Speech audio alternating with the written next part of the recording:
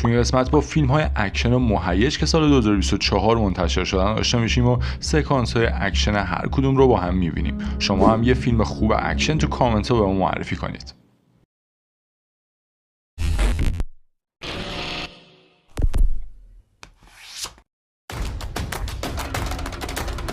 شماره 4 کافه بین راهی.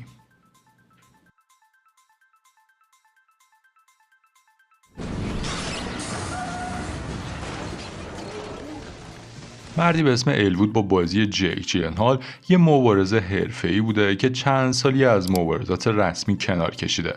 ماجرا بعد از آشنایی اون با زنی به اسم فرانکی شروع میشه. فرانکی یه کافه بین راهی داره و میخواد الوود رو به عنوان محافظ یا نگهبان برای اون کافه استخدام کنه.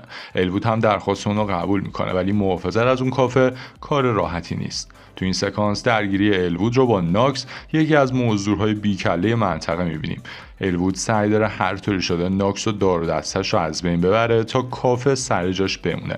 از طرف دیگه ناکس هم باید نگهبان سرسخت کافه رو بیرون کنه و کافه رو از دست فرانکی در بیاره. فیلم 121 دقیقه کافه بین راهی سال 2024 تو ژانر فیلم‌های اکشن مهیج با بازی جیک جیلنهال منتشر شد و تا حالا با 105,000 رایت تو سایت IMDb امتیاز 6.2 رو ثبت کرده.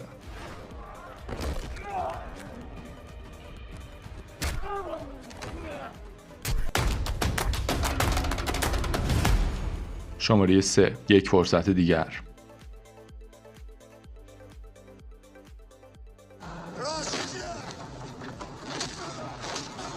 عملیات محرمانه برای پیدا کردن بمب‌های مخفی شده تو واشنگتن شروع شده.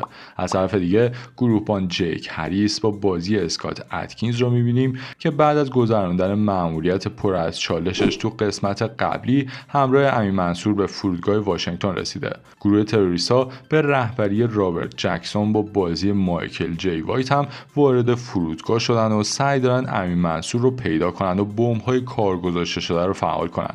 حالا تو این سکانس مبارزه نفسگیر گروهبان جیک با جکسون رو می‌بینیم. اونا سالها قبل توی سازمان با هم آموزش دیده بودن، ولی حالا روبروی هم قرار گرفتن. جیک سعی داره تهدید تروریستی رو از بین ببره و وضعیت رو آروم کنه، ولی جکسون میخواد هر طوری شده بمب‌ها رو فعال کنه و مأموریتش رو انجام بده. فیلم 143 دقیقه یک فرصت دیگر سال 2024 با بازی اسکات اتکینز و مایکل جای وایت منتشر شد و تا حالا با 1800 رای تو سایت IMDb تونسته امتیاز 5.5 رو ثبت کنه. در ضمن آور بر این فیلم ثبت شده و تماشای اون ممکنه ولی همه مناسب نباشه.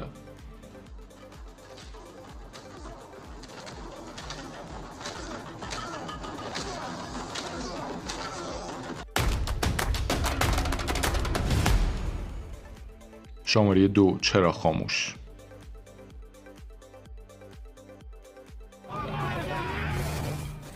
مایکل با بازی فرانک گریلو سرباز سابق ارتشه که حالا بدون هدف تو شهر سرگردونه تا اینکه بعد از درگیری توی کافه با خلافکاری به اسم مکس آشنا میشه.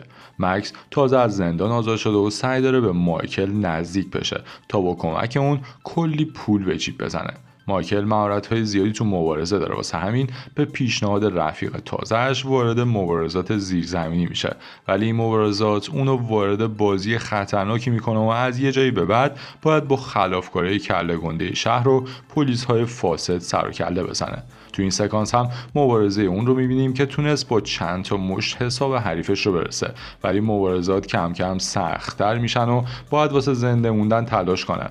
فیلم 130 دقیقه چرا خاموش سال 2024 تو ژانر فیلم‌های اکشن و مهیج با بازی فرانک گریلو و اسکات اتکینز منتشر شد و تا حالا تو سایت IMDb تونسته امتیاز 4.8 رو ثبت کنه. در سنی آر بر این فیلم ثبت شده و تماشای اون ممکنه برای همه مناسب نباشه.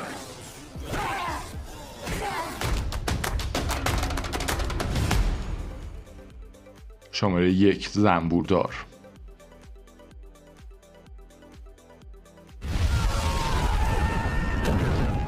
خانم پارکر چند سالی تنها زندگی میکنه و حالا تصمیم گرفته انباری خونه‌اش رو به این شخص اجاره بده، مردی به اسم کلی با بازی جیسون استاتام. اون یه زنبوردار مرموز و کم حرفه که سرش به کار خودشه. خانم پارکر درگیر کلاهبرداری‌های اینترنتی میشه و بعد از دست دادن کلی پول خودشو میکشه. حالا پای کلی به داستان باز میشه. تو این سکانس میبینیم اون با مهارت‌هایی که داره سراغ کلاهبردارهای کله گنده رفته و میخواد هر طوری شده عدالت رو اجرا کنه. پلیس ها و سازمان های مختلف برای اجرای قانون کاری نکردن. واسه همین این زنبوردار مرموز به عنوان یکی از افسرهای آموزش دیده که خیلی وقت بازنشسته شده دوباره دست به کار میشه. فیلم 145 دقیقه‌ای زنبوردار سال 2024 تو ژانر فیلم‌های اکشن هیجان انگیز با بازی جیسون استاتام منتشر شد و تا حالا با 82,000 لایک تو سایت IMDb تونسته امتیاز 6.4 رو ثبت کنه. در سنی آر برای این فیلم ثبت شده و تماشای اون ممکنه برای همه مناسب نباشه. اگه به فیلم‌های اکشن جیسون استاتام علاقه دارید میتونید یه سر به لینک بهترین فیلم‌هاش که تو قسمت توضیحات گذاشتم بزنید.